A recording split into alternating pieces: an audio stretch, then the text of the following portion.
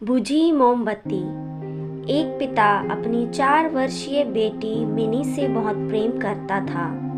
Office से लौटते वक्त वह रोज उसके लिए तरह तरह के खिलौने और खाने पीने की चीजें लाता था।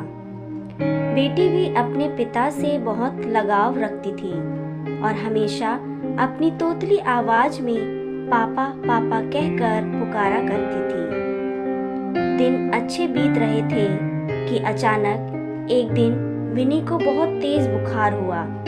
सभी घबरा गए।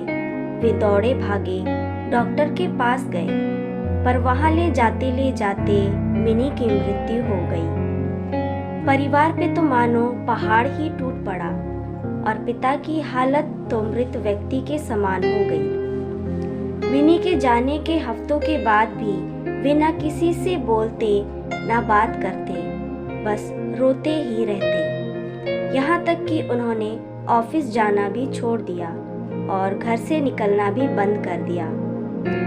आस पड़ोस के लोगों और नाते रिश्तेदारों ने उन्हें समझाने की बहुत कोशिश की, पर वे किसी की न सुनते। उनके मुख से बस एक ही शब्द निकलता, मिनी। एक दिन ऐसे ही मिनी के बारे में सोचते सोचते उनकी आंख लग गई और उन्हें एक स्वप्न आया। उन्होंने देखा कि स्वर्ग में सैकड़ों बच्चियां परी बनकर घूम रही हैं। सभी सफेद पोशाकें पहने हुए हैं और हाथ में मोमबत्ती लेकर चल रही है। तभी उन्हें मिनी भी दिखाई दी। उसे देखते ही पिता बोले, मिनी मेरी प्यारी बच्ची, सभी परियों की मोमबत्तियां जल रही हैं, पर तुम्हारी बुझी क्यों है? तुम इसे जला क्यों नहीं लेती? मिनी बोली, पापा मैं तो बार बार मोमबत्ती जलाती हूँ, पर आप इतना रोते हो कि आपके आंसुओं से मेरी मोमबत्ती बुझ जाती है। ये सुनते ही पिता की नींद टूट गई। उन्हें अपनी गलती का एहसास हो गया। वे समझ गए कि उनकी इस तरह दुखी रहने से उनकी बेटी भी खुश नहीं रह सकती और वह पुनः सामान्य जीवन की तरफ बढ़ने लगे।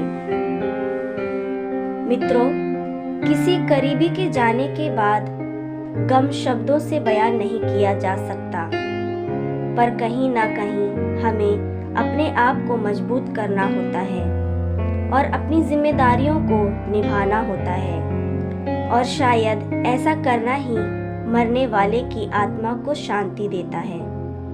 इससे कोई संदेह नहीं कि जो हमसे प्रेम करते हैं वे हमें खुश ही देखना चाहते हैं, अपने जाने के बाद भी।